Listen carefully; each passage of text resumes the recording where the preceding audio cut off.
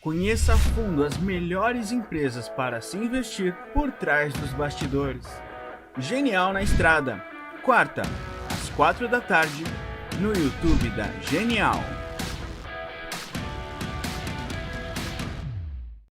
Fala aí, pessoal, sejam bem-vindos a mais um podcast Genial Analisa. Hoje, pessoal, um episódio super legal aqui. E só para clarear um pouco também, antes de começar, queria dizer para vocês, todo mundo tem mandado essas perguntas para a gente nos últimos comentários aqui dos podcasts. A gente entra ao vivo toda terça e quinta às 7h30 da noite. Antes era 7, a gente mudou para 7h30, então não perca os programas agora.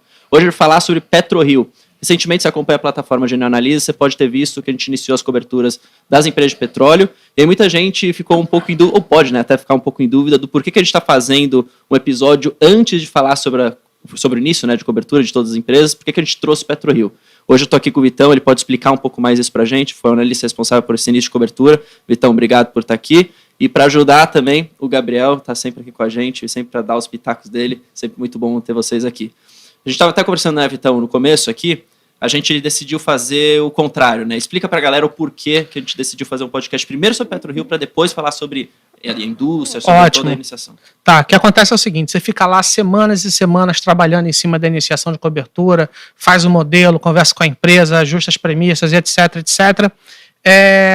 Aí, como vocês sabem, a gente faz o relatório, publica o relatório e, de acordo com a ordem lógica das coisas, faz muito sentido nós apresentarmos a tese do relatório para depois fazer o acompanhamento, de acordo com os acontecimentos do mercado. Exato. Só que o mercado está pouco se lixando para o meu cronograma pessoal. Então, no dia que a gente publicou o início de cobertura das empresas, a empresa já anunciou a aquisição do campo de Albacora. Então, o que acontece? Só para explicar para vocês. Hoje, excepcionalmente, a gente vai falar primeiro da aquisição do campo de Albacora, para nesta quinta-feira, falar sobre a iniciação de cobertura das empresas. Mais detalhado, com informações. Então, assim, um dos deveres de casa que eu queria pedir para quem estiver assistindo essa live, dá uma lida na nossa iniciação de cobertura, ela está bem completa. Eu peguei todo o texto que eu escrevi lá naquele início de cobertura e coloquei numa página do Word, sem as imagens. Deu 22, 23 páginas. Caraca. Então ficou super grande.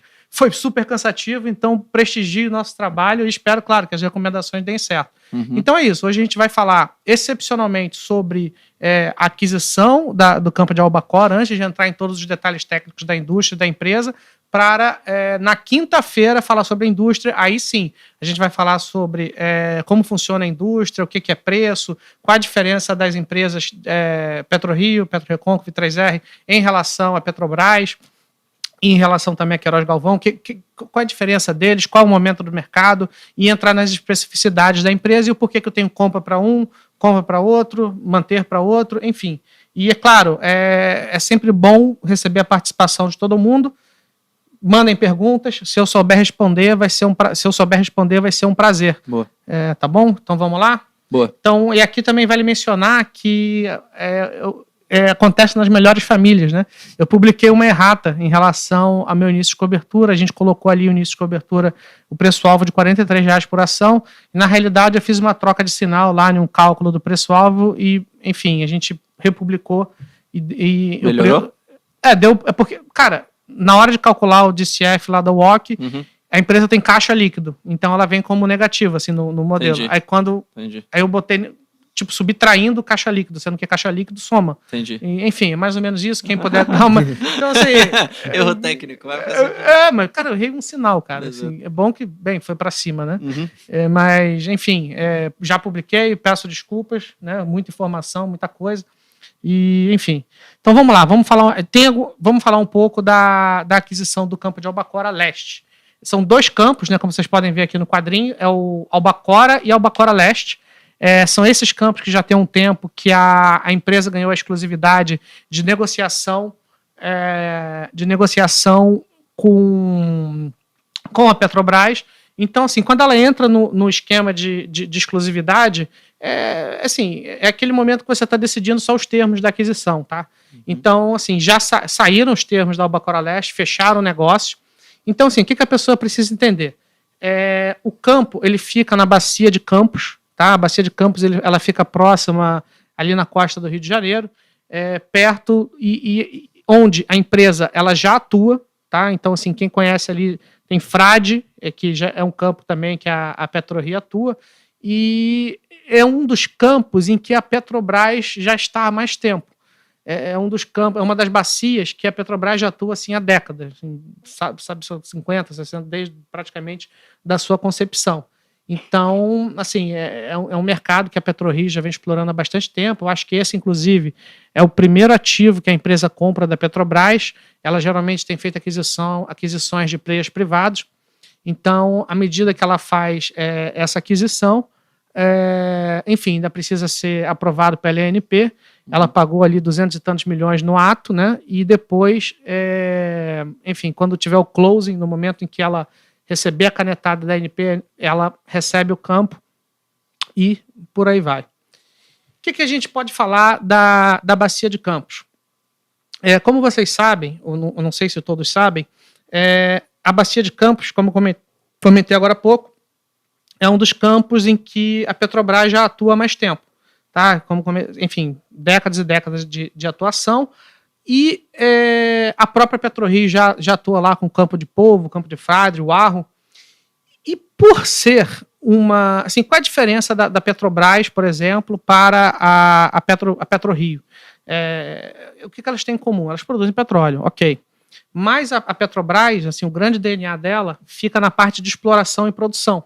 Então ela precisa explorar o campo, ele pega ali aquele campo virgem, faz os furos, alguns furos não dão certo, outros furos dão certo à medida que ela acha o petróleo, declara a comercialidade econômica e começa a explorar o campo. Tá? Então, assim, é um negócio que você precisa ter um balanço muito robusto, porque se aquele furo não achar petróleo no limite, a empresa pode quebrar, e foi isso que aconteceu com a GX. Ela captou dinheiro, fez uma série de furos, não achou petróleo em uma quantidade razoável, quebrou. Tá? Então, a PetroRio, o que ela faz? Ela compra campos maduros, ou seja, campos que já passaram do seu pico do seu pico de produção e ele precisa passar por um processo de revitalização. Tá? Então, você paga X e à medida que você investe um pouco mais nesse campo, trabalha um pouco mais nesse campo, você tem uma produção adicional e daí viria o upside desse campo, tá? E um dos grandes benefícios disso aí é que você não corre o risco de exploração. Você compra um campo que já está lá produzindo. Então, quando a gente olha essa barrinha aí, eu peguei a produção total do Brasil e essa barra azul em relação à barra total, vocês podem perceber que existe uma queda não só em termos absolutos, como em termos relativos da produção dos campos, da bacia de Campos, né, ao longo do tempo. Então, assim, é bem possível que nos próximos anos outros campos sejam oferecidos, né? Porque, enfim, você tem uma tendência aí, se vocês olharem desde 2018 até fevereiro de 2022, a produção da Bacia de Campos já caiu praticamente pela metade. Então, como a Petrobras, o grande diamante da Petrobras é o pré-sal, são campos ultraprodutivos, são campos que o lifting cost, né, o custo de se extrair é super baixo, e a lucratividade é gigantesca. Para que ela vai pegar esses campos que já estão longe do seu pico produtivo? Né? Albacora, a gente vai mostrar ali, é um campo em que a Petrobras ela já extraiu o néctar, o filé mignon, então ela precisa vender esse campo para focar no que interessa. Né? Valendo lembrar que se a Petrobras está com um campo, ela está ali alocando funcionários, geólogos, geofísicos, dinheiro. Então essa turma toda vai para o filé mignon, vai para o diamante, né? Que é o pré-sal, que por sua vez é se não a maior, uma das maiores fronteiras exploratórias do mundo. Posso fazer uma pergunta? Claro. Nesse ponto? Eu sou bem leigo nesse setor, mas pode nem até fazer sentido, talvez, a minha pergunta, mas por que a PetroRio, então, ela tá pegando esse campo que a Petrobras, teoricamente, já explorou o filé mignon, já explorou o que é bom e ela já tá saindo de lá? Por que a PetroRio? Qual é o interesse da PetroRio nisso? Isso não é mais caro de extrair isso? Eu gostei muito da sua pergunta, porque ela vai ser plenamente respondida na quinta-feira. Ah, tá. Verdade, com todos os detalhes, com todos os dados econômicos, né? Aqui, acho que não convém eu mostrar como funciona. Não, gostei da pergunta, tá certo, você está completamente correto. Mas ali eu talvez vou mostrar... de leigo, né? Porque eu não sei. Você está completamente correto. Eu espero que as pessoas também tenham feito perguntas nesse nível, mas como eu comentei, né? O mercado está pouco se lixando pro meu cronograma, então eu tive que fazer essa inversão. Entendeu? Então, assim, se eu já tivesse publicado Então, antes, eu já saberia. você já saberia. Tivesse Então, assim, mas essencialmente, eu vou, para não deixar sem resposta e eu ser rude, o que acontece? Você tem, primeiro é o preço que você paga por esse campo, tá? Em geral, você tem múltiplos de entrada, você tem preços de entradas baixos, né? Até porque ele tem ali uma tendência declinante. O Brasil tem baixos fatores de recuperação, então o que acontece? Daquele volume de petróleo que existe dentro de um reservatório, o percentual de petróleo que é recuperado aqui no Brasil, na média, é muito abaixo do resto do mundo. Tá? O mundo recupera aproximadamente 35% do petróleo que lá está, enquanto que o Brasil recupera, na média, também apenas 22%. E o benchmark mundial é a Noruega, né? Recupera 50% do petróleo que ela explora. Então, assim, a tendência de uma empresa que é focada no redesenvolvimento de campos maduros é exatamente aumentar esses fatores de recuperação. Entendi. Tá? Então, o que ela faz?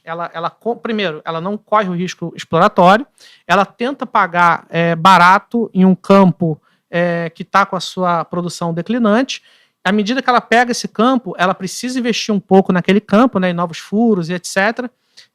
E aí sim ela consegue estender o período de produção do campo, né? Então, assim, se o campo ele ia acabar o período produtivo dele, vamos chutar um número aqui, em 10 anos, às vezes, com o trabalho da PetroRio, ele consegue estender para 30 anos.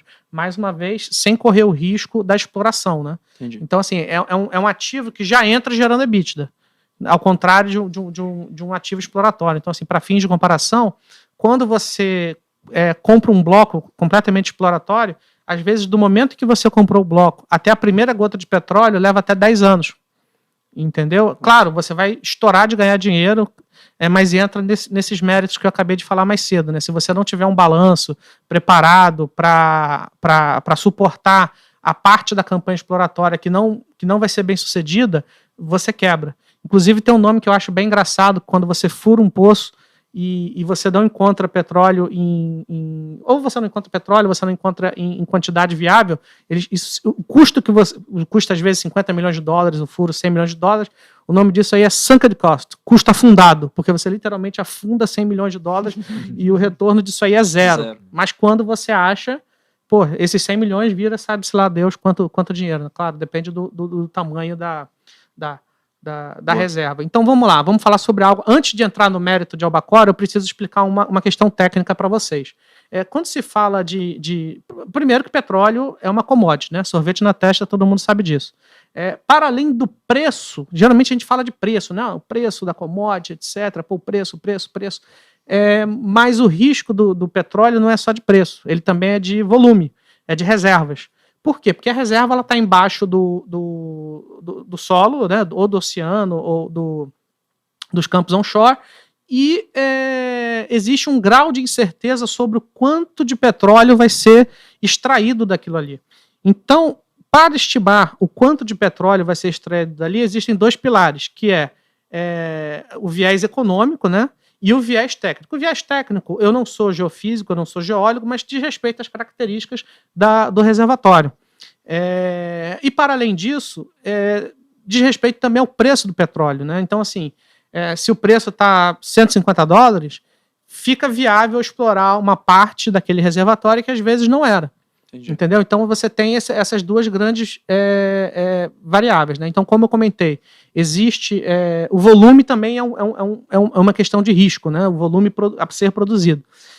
Então o que acontece é o seguinte: a PetroRio ela tem a sua equipe de geólogos, de economistas, geofísicos, etc. e tal. Quando eles vão fazer uma avaliação de ativo, eles fazem lá, olham ali os mapas geológicos, etc. Eles devem chegar aos consensos deles e chegam a uma quantidade, fazem a sua avaliação interna e propõem um bid, né? Eles fazem uma oferta. Quando eles concluem esse bid, como eles não querem pagar caro, e isso é legítimo em todo o processo de negociação, enfim, eles tendem a divulgar mais informações ao longo do tempo. E nós, analistas de investimento, precisamos usar algumas informações, como são campos maduros, né? Em geral, você já tem informação em relação àquele campo, na ANP, etc. E a gente usa algumas premissas para tentar estimar quanto é que vai ter de reserva naquele campo. Mas o ponto é o seguinte, quando o deal é fechado, para além das análises da própria empresa, existem os certificadores dessas reservas. São empresas que funcionam como auditorias desses reservatórios. Então, eu coloquei ali alguns nomes, a Degollier e Macnot, Gaffney, Netherlands Will, e assim, são vários certificadores, e eles falam, olha, eu certifico, claro, sempre com uma margem, etc., que existe tantos milhões de barris de petróleo ali, e eu também certifico que eles dão 3 cenários ali. E aqui eu já vou falar um pouco mais sobre eles, eu acho que na próxima página a gente já começa a falar. E eu certifico que, na pior das hipóteses, a produção vai ser essa aqui, no cenário base a produção vai ser essa aqui, e no cenário otimista a produção vai ser essa aqui. Então isso aqui, ó, aquela tabelinha verde, isso aqui é como se fosse uma divisão de um campo de petróleo, né? É uma esquematização gráfica, e isso aqui está no nosso início de cobertura. Se às vezes você não está conseguindo ver muito bem, no nosso início de cobertura você vai conseguir ver melhor. Então, aquela parte verde daquela tabela mostra a parte da reserva que ela é produtiva, ela já é plenamente comercial. Então, a parte P1, enfim, tem a parte P1, P2 e P3, mas isso aqui é uma esquematização técnica das reservas. Aquela linha cinza é a parte subcomercial, é aquele petróleo que você sabe que está mais ou menos ali, mas você precisa colocar mais uma grana para conseguir extrair ele. E por último, você tem a parte que talvez esteja ali, entendeu? Quando eu falo talvez, você usa sonar, usa ali uma série de sísmica, você usa ali uma série de técnicas, você estima que pode ter petróleo ali, você precisa furar, e quem sabe pode ter ou não, tá? Então é mais ou menos assim que se divide. Mas ali naquela camadinha verde, que é a primeira linha lá de cima para baixo, são as reservas P1, P2 e P3. Eu vou explicar para vocês o que é a reserva P1, P2 e P3. Isso aqui também é uma esquematização técnica de como é que funciona o negócio de revitalização de campos maduros para uma empresa como a Petrobras e para uma empresa como a PetroRio, tá? Ali à esquerda é como se fosse um campo de petróleo cru, digamos assim. Tá ali, ele tem uma determinada quantidade de barris de petróleo. Isso aí é chamado de oil in place ou oil in situ, né? Quantidade de barris de petróleo que está ali embaixo. Aquela barrinha cinza é uma esquematização do quanto que uma empresa como a Petrobras conseguiria arrancar desse total. Então ali, ó, isso aqui são valores arbitrários, tá? Não é nenhum dado que eu peguei de fato e etc. Então a gente está falando ali mais ou menos 15%, talvez.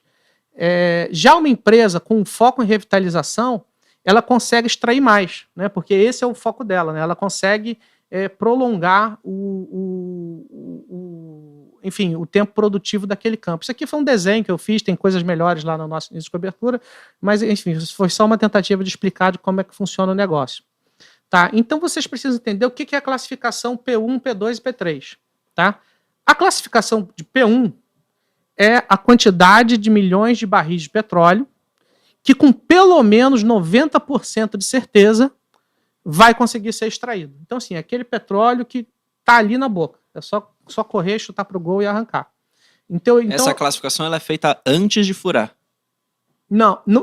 Existe a classificação antes de furar, ela vai cair nessa linha cinza aqui, nessa linha cinza e na linha azul. Entendi. Porque como a gente está falando como posso falar para você? Desculpa, vai cair na linha azul. Assim, tem um campo virgem aqui que nunca foi furado. Existe também uma análise prospectiva que vai cair ali na parte de petróleo não descoberto. Entendeu? Entendi. Então, o que acontece com esses campos? Eles geralmente são baratos, porque você não sabe se você vai encontrar petróleo ali. O risco é bem maior. Bem maior, exatamente. Então, perceba que aquela setinha ali é uma espécie de escala de incerteza. Enquanto que a escala vertical, ela é a chance de comercialização. Aquela linha verde, ela é o petróleo que já produz. Uhum. Tá bom? Então, como a gente está falando de campos maduros, o petróleo já está ali, o campo já é produtivo há 10, 20, 30 anos.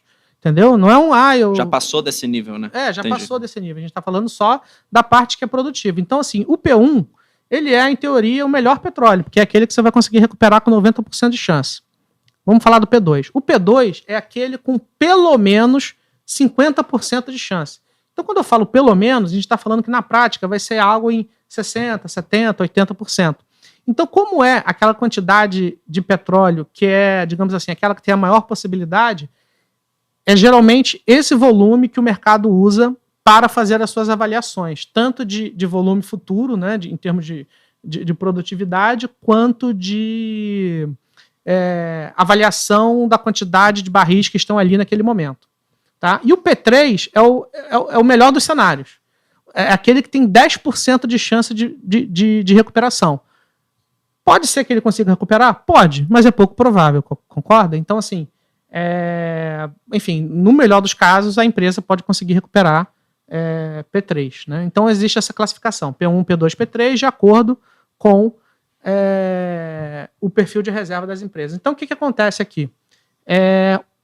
Hoje, qual é a empresa que tem a maior reserva P2? É a 3R Petróleo. Por quê? Porque ela concluiu a aquisição do campo de Potiguar. Tá? Entretanto, a PetroRio, com a aquisição do campo de Albacora Leste, vai passar a 3R Petróleo, muito possivelmente vai dobrar, tá bom? E também, a PetroRecôncavo, ela é a menor de todas, e uma análise que também está no início de cobertura, a gente vai deixar para falar na quinta-feira, é o percentual por exemplo, quanto de reserva P1 você tem em relação à reserva P3. Quanto maior essa relação, mais seguro, mais qualidade tem a sua reserva. Né? No melhor dos mundos, você teria 99% de P1, né? Que é aquele petróleo com 90% Sim. de chance de tirar.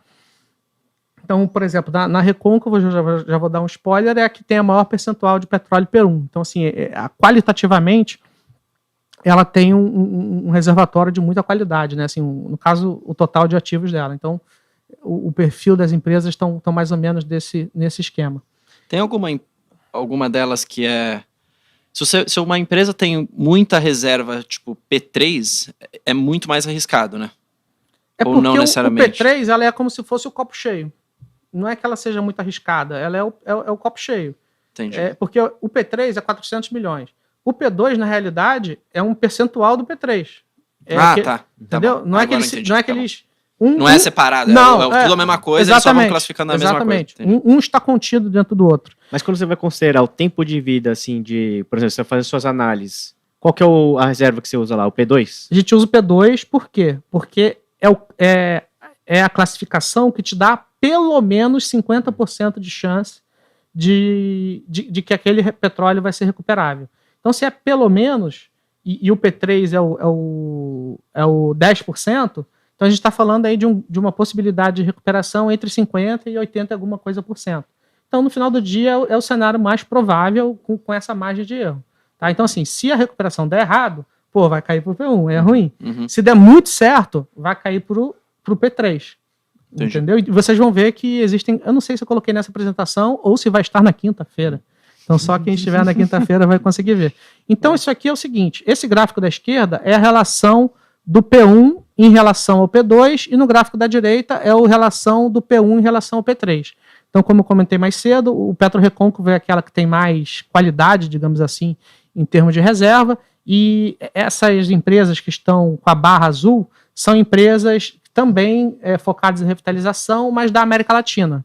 São geralmente empresas canadenses, mas que operam a Colômbia, enfim, Colômbia, Chile, às vezes é só gás natural, enfim, cada um tem um perfil. Então perceba que a PetroRecôncavo e a 3R tem ali o perfil mais seguro, digamos assim, e a PetroRio está no meio do caminho.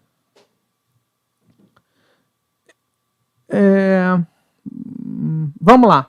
E o que aconteceu? Vamos lá. O que a empresa... Vamos para o que interessa agora. Eu já expliquei a parte técnica. Por que é bom esse campo? Vamos lá.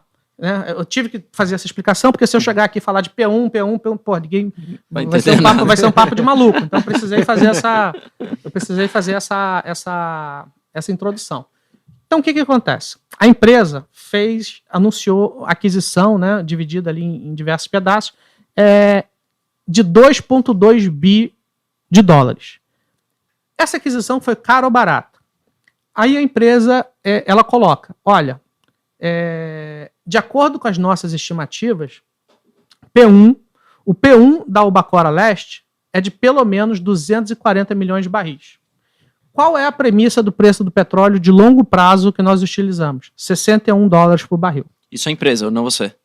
Isso é a empresa que está falando? A empresa, os técnicos da empresa. Uhum.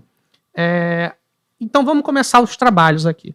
Quando você pega esse valor de 240 milhões de dólares, de 2,2 bi de dólares, e divide por esses 240 milhões de barris, a gente está falando de uma aquisição que saiu por $9. Enquanto que a própria PetroRio negocia $17. Como a gente ainda não tem a análise dos fluxos, né, porque ainda vai sair a certificação de reserva, o que acontece? Se a própria empresa negocia a 17 e ela compra um ativo que foi adquirido a 9, à medida que esse ativo é incorporado dentro da empresa, em teoria, esse ativo tenderia a negociar mais ou menos no nível da mesma empresa. Existe aí um gap teórico de avaliação, porque se a empresa vale 17, quando ela é incorporada no ativo principal, existe uma reprecificação daquele principal ativo, né? Daquele ativo que foi adquirido. Só que aí, eu não sei se vocês se recordam, eu acho que eu fui bem enfático em relação a isso, o P1, ele te traz muita segurança, mas o mercado acaba não observando tanto para o P1.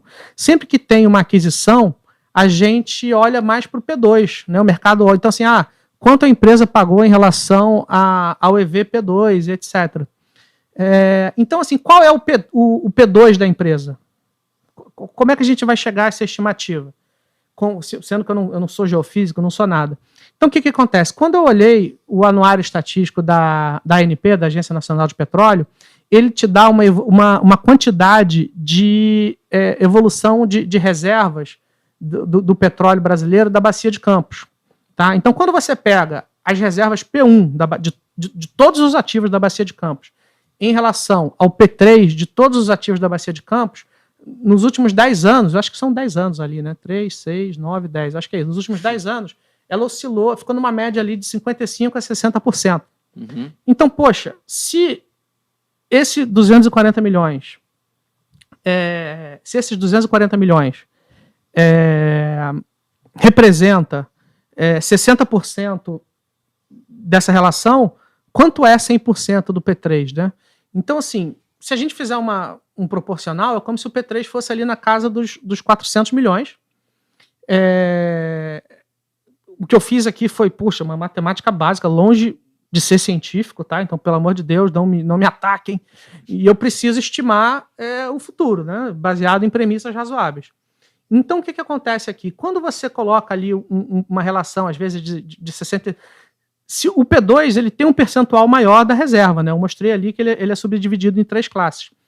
Então, se a gente colocar ali, pensando numa relação P2, P3 ali de 65%, 60, 65, 70, dá esse range de mais ou menos 260 e 300 milhões de barris recuperáveis, tá bom? Uhum. E quando você pensa no múltiplo de aquisição, eles pagaram $7,3 por barril, entre 7 e 8,4 dólares por barril, sendo que a própria PetroRio negocia $12 por barril.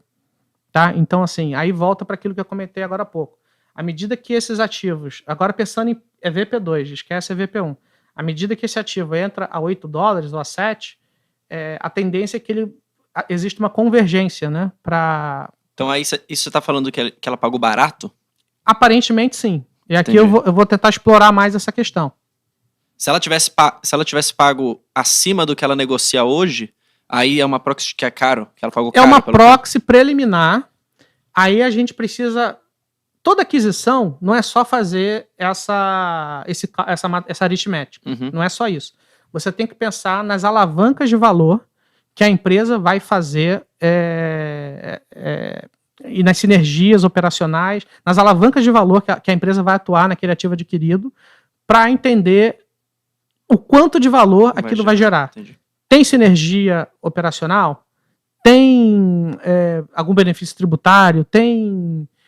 complementa a marca, se fosse, sei lá, a Pets fez isso, né? Ela comprou a Zidog, Uhum. aí pensa, sei lá, a Zidog, que é uma empresa pequena, mas que cresce muito, mas que ela passa a vender seus produtos dentro da plataforma da Pets. Então, aquilo que antes crescia X tende a crescer 2X. Então, Entendi. aquela aquisição que no primeiro momento pode ser cara, se pensar de uma segunda maneira, às vezes ela não vai ser tão cara assim. Entendi. Aqui eu estou só falando em linhas gerais, tá? Não estou falando...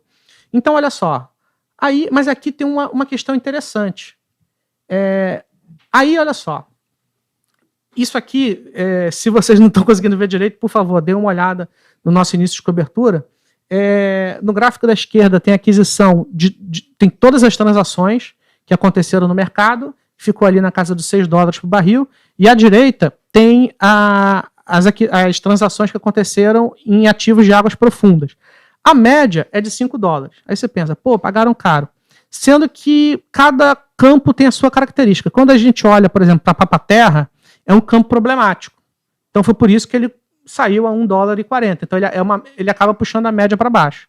Enquanto que o Arro, que também foi adquirido pela PetroRio, ele é um campo que a PetroRio está gastando um tempo até colocar ele operacional. Entendeu? Um tempo, ele só entra em 2024, mas ele está gastando ali uma grana. Então, assim, em termos proporcionais, ele acabou saindo um pouco mais barato também em relação à média.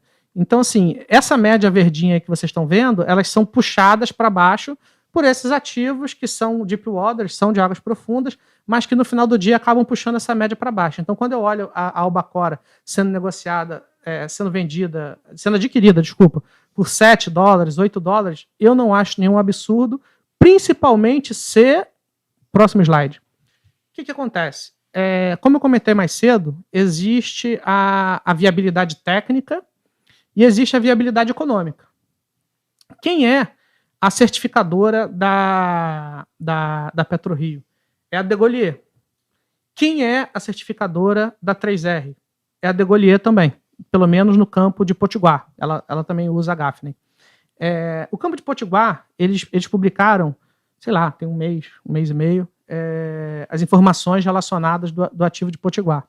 E quando você olha as premissas que a certificadora utilizou, as premissas em termos de preço de longo prazo, que a operadora utilizou, que a certificadora utilizou para avaliar aquele campo, perceba que ela está usando um preço de longo prazo de $73 por barril, enquanto que a própria PetroRio usou $61. Então o ponto é o seguinte, aqueles 240 milhões de barris podem ser que estejam subestimados. Entendi. Entendeu? É muito normal. Eu imagino assim, que se você vai fazer uma aquisição, você tente ser o mais conservador possível, né? Até para evitar da melhor maneira possível pagar caro. Então, assim, evitar pagar caro. Então, eu acho assim que aquela continha de padeiro que eu fiz ali de 260 milhões, 300 milhões de barris, pode ser que tenha um upside. Entendi. Tá? Então, esses $7, $8 por barril que eles pagaram, pode ser que fique ainda abaixo, né? A gente só vai saber isso quando sair o relatório de certificação. Então, eu acho isso uma variável muito interessante, né? Existe já alguma data para sair essa certificação? Eles estimam o fim do ano. Tá? Eles estimam o fim do ano. Qual é a diferença entre a Albacora? Quantos campos a PetroRio opera hoje? Frade, Polvo, Uarro, Manati. Frade, Polvo, Pablo, Manati. Enfim, devo estar faltando alguma na minha cabeça agora, mas acho que é só isso. A empresa, do jeito que a gente conhece ela hoje, ela foi concebida em 2015. Uhum. Então, uma empresa super jovem e que já fez um equity history impressionante.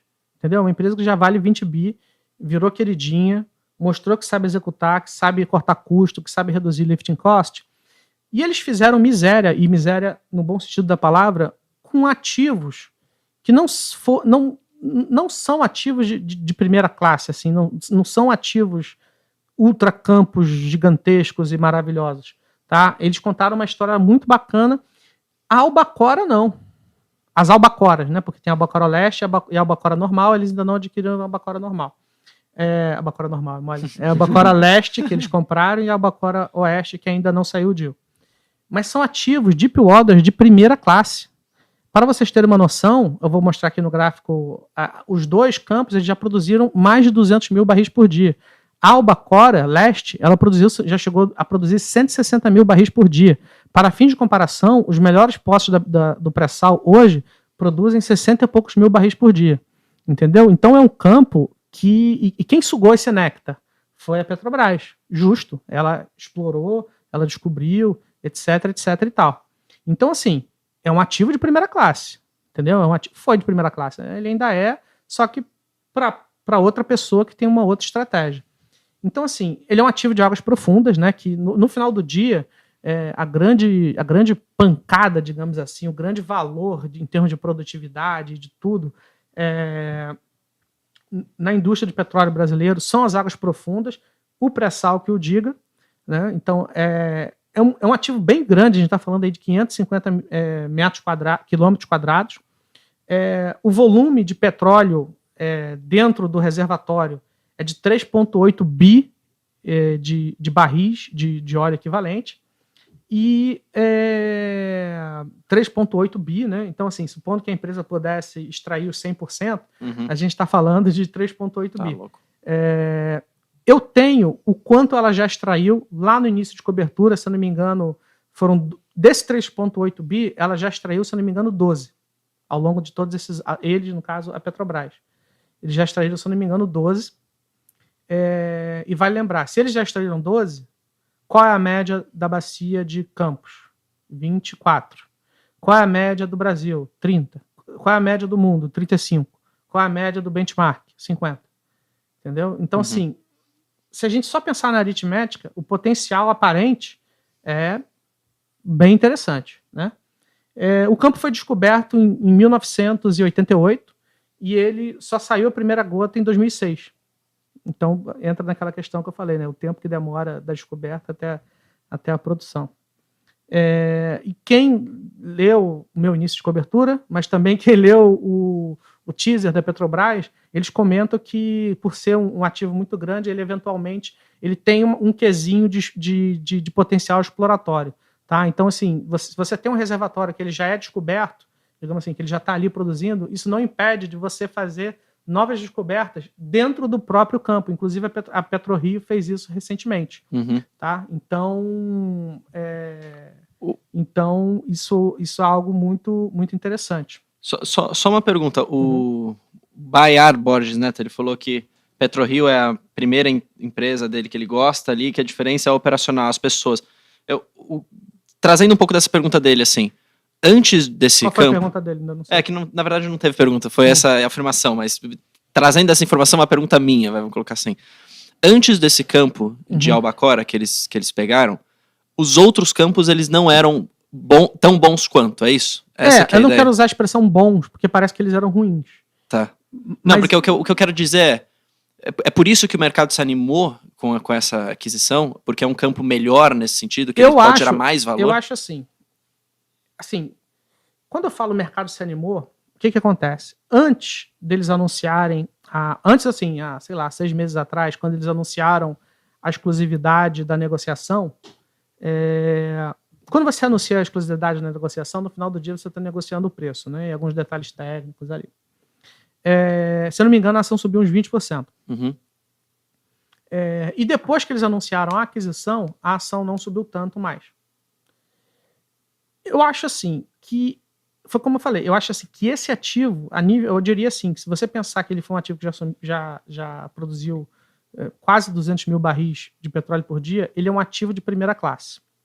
Assim, global, nível global. Então, cara, se eles conseguiram fazer, isso eu vou falar até no próximo slide. Não. Então, assim, a PetroRio, ela tem um passado muito interessante de melhorar os seus ativos para além daquilo que sai no seu primeiro certificado de reserva. Porque, como eu comentei, essa melhora, ela é econômica, então, assim, é via preço, mas ela também é técnica. Ou seja, quando você pega aquele ativo, com o passar dos anos, você vai redesenvolvendo ele, você vai gastando dinheiro nele, você vai explorando ele, você vai descobrindo novas potencialidades. Então, por exemplo, a PetroRio, ela começou com um campo de polvo. O campo de polvo, se eu não me engano, ele era para terminar a produção dele em 5 anos. Aí foi passando o tempo, deixou de ser 5 anos, virou 10, virou tanto. Aí hoje, o campo só vai acabar em 2037. Só vai acabar em 2037, de acordo com as certificações de hoje. A empresa também, ela pegou o campo de Frade e descobriu novas potencialidades ali no campo de Frade. Ela pegou o campo de polvo e de tubarão-martelo, tubarão-martelo, outro campo que ela tem, lembrei, e fez um tieback. Ela fez ali uma união dos poços para fazer digamos assim, uma economia de custos. Né? Então, a provocação que eu faço, mais uma vez, eu não sou geofísico, eu não sou nada, né? Eu acho o seguinte, que historicamente essas empresas de redesenvolvimento, principalmente a PetroRio, apesar de ter só 7 anos de vida, ela conseguiu melhorar os seus ativos para além daquilo que a gente consegue ver no primeiríssimo instante.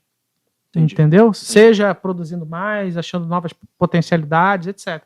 Aí se você pega um ativo gigantesco, né? Então, olha só, se a reserva P2 dela hoje é, se não me engano, 360 milhões de barris recuperáveis, e esse Albacora Leste vai ter de P1 pelo menos 240 milhões, a gente está falando de uma empresa que ela vai quase dobrar, tá, de tamanho. Então, olha só, se ela tem esses ativos aqui que valem X, a Albacora Leste vai valer, na pior das hipóteses, vai ter em quantidade de barris recuperáveis pelo menos 70% dos ativos originais. Aí volta a provocação. Cara, se eles fizeram o que fizeram com esses ativos que são bons, eles mostraram que são bons, geraram valor, etc. O que eles não fariam com um ativo que é gigantesco, com um reservatório gigantesco, que já chegou a produzir 160 mil barris por dia?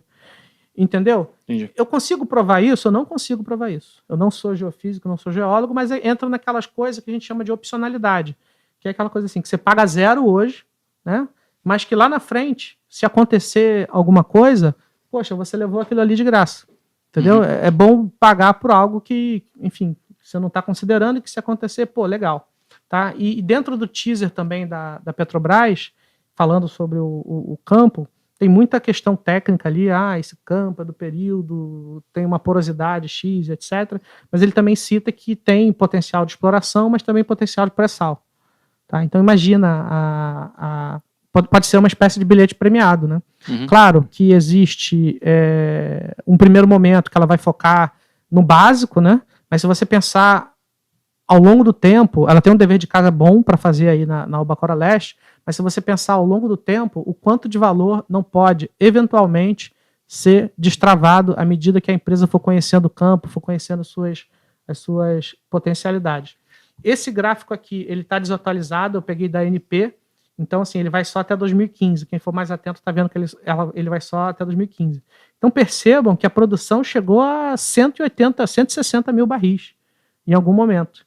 Tá? E hoje está, aqui no gráfico está em 60, mas hoje está em 27, 30, 27 mil barris. Tá? Então, se a empresa coloca isso no bolso hoje, a gente está falando de, enfim, ela já entra produzindo uma quantidade muito interessante de barris. Né? Então, assim, a gente vai saber até quando vai chegar esse pico de produção quando sair a certificação. Tá? É aí que começa, assim, existe um trabalho mais afinado, né? mais alinhado em termos de estimativa. Alguns analistas já fizeram, mas, enfim, eu não me sinto seguro de usar premissas da minha cabeça. Assim, eu prefiro esperar o relatório da certificação de reserva e colocar números de verdade, digamos assim, né? Certificados. Então, olha o tamanho dessa produção, né? E vale lembrar que hoje os campos do pré-sal estão produzindo, o maior, se não me engano, está produzindo 62, 65 mil barris, enquanto que a Albacora já produziu essa monstruosidade aí. Ô, Vitor, esse fator de recuperabilidade, ele é levado em conta pela certificadora de acordo com a empresa? Isso é uma boa pergunta. O que acontece? Sim. Então, se você tem, inclusive, eu participei de um seminário com um dos diretores dessas empresas que fazem certificação de reserva, e ele foi bem vocal em relação a isso. Um mesmo ativo, que a Petrobras é o dono, e um outro ativo, que a PetroRio é a dona, o da PetroRio, digamos assim, vai ter mais petróleo. Ele deixou bem claro que, sim, um documento de certificação de reserva, ele não é uma matemática precisa, tá? Não é, existe incerteza, existem cálculos probabilísticos, etc. Mas a resposta é sim. Assim, a PetroRio, adquirindo um ativo, principalmente se for nessas condições, digamos assim, ela tende a encontrar mais petróleo. Eu quero botar com aspas aqui essa expressão. Então, a resposta é sim. Trazer só uma pergunta. O Murilo, ele falou assim, parece que a Petrobras não quer vender Albacora Oeste. Querem revitalizar o campo. Você acha que isso possivelmente pode ser pior também? Porque eles não têm também a ideia de comprar o Albacora inteiro, que tem o leste e oeste, né, que você falou. Uhum. E aí ele falou aqui que não querem vender o Albacora Oeste. Isso está nos planos? Isso está no preço também ou não? O que está sendo rumorado é o seguinte, é que aparentemente qual foi a primeira, quando começou a demorar, né, sempre surge uma espuma, surge uma dúvida, etc. Primeiro, essas negociações começaram quando o petróleo estava ali na casa dos 60, 70 dólares. E agora está 100, 104, 105. Uhum. Então existia essa especulação que eventualmente o preço poderia mudar, o preço do petróleo poderia mudar o preço do ativo. Entendi. Aparentemente isso não aconteceu, mas no caso da Albacora Leste eu li alguma coisa relacionada ao fato da empresa estar redimensionando o reservatório, está vendo se é aquilo ali mesmo. Então vamos supor, a empresa viu, a Petrobras, tem X milhões de barris. Eles estão vendo se é isso mesmo, é mais ou menos isso. Agora eu acho que assim, se eles não quisessem vender, eles não teriam vendido a Leste. O negócio não teria acontecido, tá? Boa. Então assim, aguardar para esperar. Eu digo assim, porque espuma em relação à aquisição dos ativos já existia. E o martelo já foi batido na Albacora Leste. A Albacora Oeste é esperar agora, tá? Uma informação também interessante é que, assim, por ser um ativo que vai quase que dobrar as reservas recuperáveis da PetroRio, é como se fosse já um desafio bem grande, né? Então, assim, não sei, assim, eu não vou dizer que seria positivo ela não adquirir, porque é mentira, mas a própria Albacora Leste por si só já é um ativo por si só bem interessante. Aí tem uma outra conclusão, quem leu a nota vai poder conferir, é que é o seguinte, se você coloca essa aquisição de 2 pontos... Para quem não lembra, a PetroRio ela tem caixa líquido, tá? Ela não tem, assim, ela tem mais caixa do que dívida. Então, se você considera... E ela vai gerar também um absurdo de geração de caixa, de EBITDA, tendo em vista os preços de petróleo. Então, com a nossa estimativa de EBITDA para 2022, ela consegue adquirir a Albacora Leste sem precisar de um follow-on. Tá? Ela ficaria ali com uma dívida de 1,2, 1,1, dívida líquida EBITDA, supondo que ela consiga fechar em 2022. Então, assim, ela pode seguir a vida sem necessariamente ir a mercado. Tá? Já se ela adquirir a outra Albacora, muito possivelmente ela vai ter que vir a mercado. Tá? E isso meio que já estava no preço, já bem acordado. Porque o racional da indústria é o seguinte, vocês devem saber que eu cubro energia elétrica também, e assim, leilão de energia, de transmissão, é igual carnaval, tem todo ano. Já um leilão de um ativo de petróleo é meio que o cavalo sem sela. Ele é oferecido ao mercado, quem adquirir, adquiriu. Entendeu? É uma aquisição oportunística. Se a PetroRio fala, vou cruzar os braços, não vou adquirir a Albacora, invariavelmente outra pessoa vai adquirir e aquela oportunidade se foi. Então, não é incomum essas empresas, dependendo do... Porque assim, quando você fala de petróleo, as coisas são muito colossais, né? 4 bi de dólar, 5 bi de dólar, a própria Petrobras vale 400 bi de real. Não é incomum essas empresas virem a mercado. E a lógica é mais ou menos o seguinte, as nossas estratégias de follow-on ou de emissão de novas ações é de acordo com as condições de mercado, assim, de acordo com os ativos que me são oferecidos e não de acordo com o que eu quero. Assim, participa quem quer. Então, o caso da Albacora é mais ou menos esse. Né? Eu gostei dos termos da aquisição de Albacora Leste. Se for algo parecido na outra Albacora, eu vou achar bem interessante também. Entendi. Boa. Não, boa. Eu só trouxe essa pergunta porque acho que fazia sentido, dado que você estava falando dessas aquisições. Mas enfim, tem uma outra pergunta aqui que eu queria aproveitar para te colocar. Não sei se quer continuar e quer que eu faça as perguntas no finalzinho. Não, acho que já acabou. Então tá bom. Como Beleza. eu falei, assim, eu acho que a apresentação mais densa, eu espero que vai ser na quinta-feira. Uhum. Isso aqui, como eu falei, foi uma inversão, né, do cronograma. Então, é mais ou menos isso. Ó, eu vou te fazer uma O pergunta. objetivo nem era render tanto, assim, era ser mais objetivo, mas beleza, vamos embora. A gente tem mais 10 minutinhos, acho que dá para fazer essas perguntas. Ó, o Iago, ele perguntou lá no começo, falou se você ainda vê a taxação de exportação de petróleo como um risco iminente no curto prazo, e o quão negativo isso seria para PetroRio como um todo. É ruim, é péssimo na real, porque a empresa ela exporta toda a sua produção, mas essa proposta ela subiu no telhado. Uhum. Mas assim, eu acho que considerando o Brasil, pode ser que seja uma questão aí muito parecida com taxação de FIIs, né? Aquela coisa que volta e meia volta. Entendi. Né? Opa, as coisas estão ruins, vamos inventar um imposto aqui, entendeu? Então assim, dependendo de como aconteça, do que aconteça em termos de preços de petróleo global, quando o desespero se abate, é daí que surgem ideias ruins.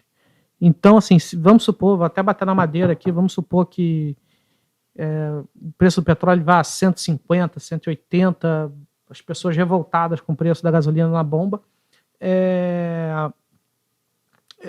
talvez essa ideia ruim volte.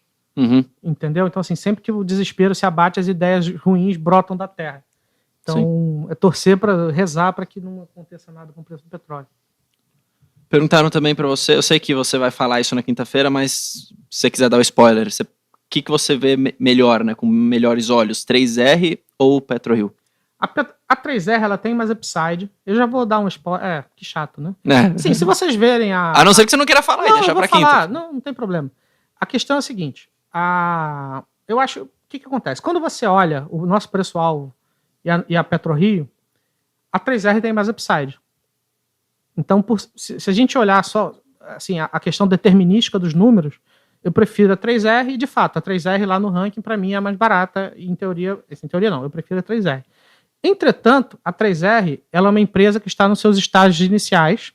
Uhum. E ela está nos seus estágios iniciais. Então, como toda empresa que está nos seus estágios iniciais, ela passa por problemas de empresa que estão nos estágios iniciais. Quais problemas ela pode ter? Cara, eu não sei. Uma produção que vai ser frustrada, sei lá, um tubo que não vai puxar petróleo direito. Aqui eu estou tirando coisas da minha cabeça, tá? Então, assim, enquanto que a PetroRio, ela já é uma empresa. As pessoas já conhecem. Incerteza faz preço. Como existe mais incerteza na 3R, ela acaba negociando com mais desconto, enquanto é só você olhar o múltiplo EVP2. O EVP2 da PetroRio é $12. Ela, inclusive, é uma das mais caras da América Latina. Enquanto que a 3R ela é o contrário, ela é a mais barata da América Latina. Entendeu? Por essas questões que eu falei. Uhum. Eu prefiro Então, assim, vai do seu perfil. Assim, eu quero me expor a petróleo, mas às vezes correndo menos risco. Ou então eu quero ir para o Rebento e vou para a PetroRio, ou então você pode ter os dois. Qual o problema? Assim, claro, se você não tiver tanto dinheiro, você só vai conseguir comprar o LED 1. Mas assim, a PetroRio... E outra coisa, o que aconteceu com a PetroRio? A PetroRio fez as suas aquisições... PetroRio não, desculpa, a 3R. A 3R, ela fez as suas aquisições no momento que o petróleo estava $50. Então, todo o planejamento dela, seja os múltiplos, o preço que ela pagou nos ativos, etc., foi quando o petróleo estava $50. Eis que 1 ano e meio, 2 anos depois do seu IPO, o petróleo está 100 e pouco. Então, o Bayard Borges falou que a 3R paga muito caro pelos campos. Caro, não.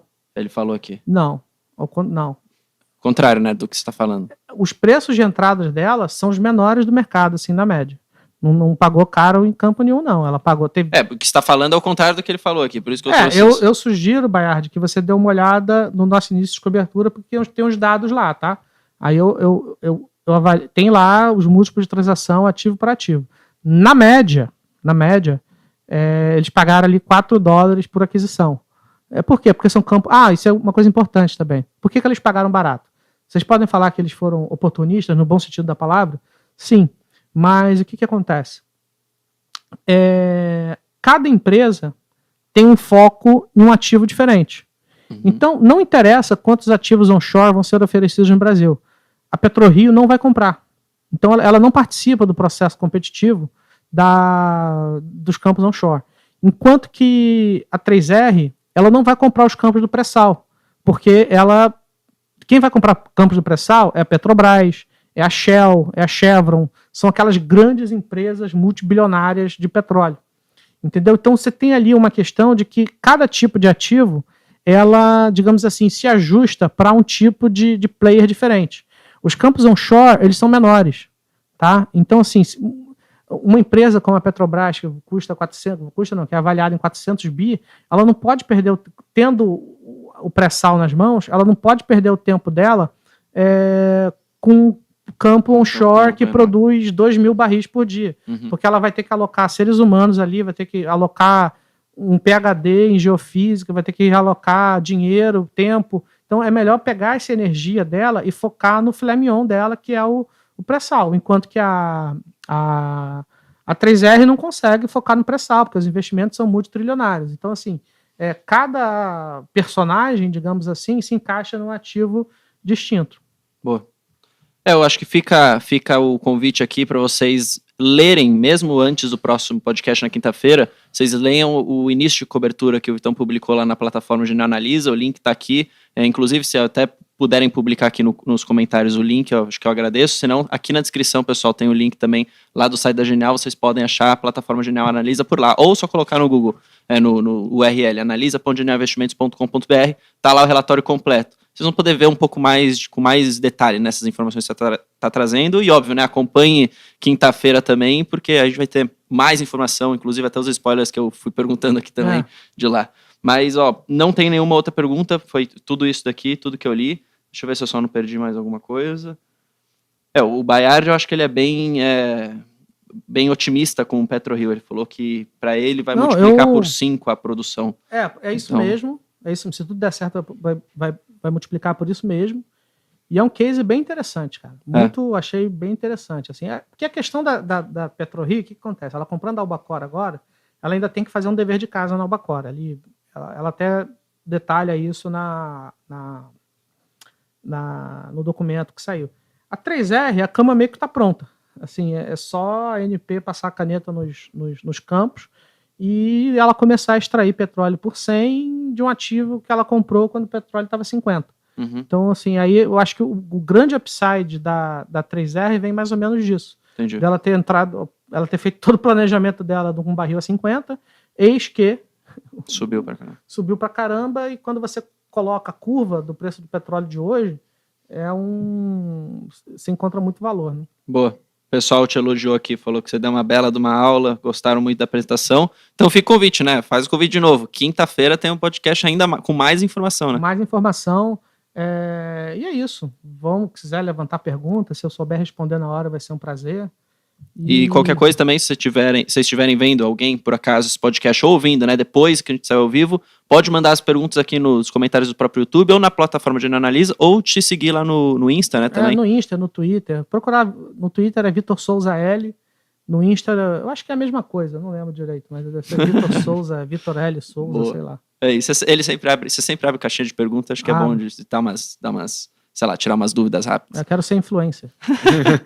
Valeu, Vitão, valeu, Gabriel. Pessoal, muito obrigado a todo mundo que acompanhou. Lembrando, a gente está sempre à disposição. Se inscreva aqui no canal, toda terça e quinta, 7h30 da noite, tem podcast ao vivo aqui. Custe o que custar, aconteça o que acontecer. Tamo junto, até o próximo episódio. Valeu. Conheça a fundo as melhores empresas para se investir por trás dos bastidores. Genial na Estrada. Quarta, às 4 da tarde, no YouTube da Genial.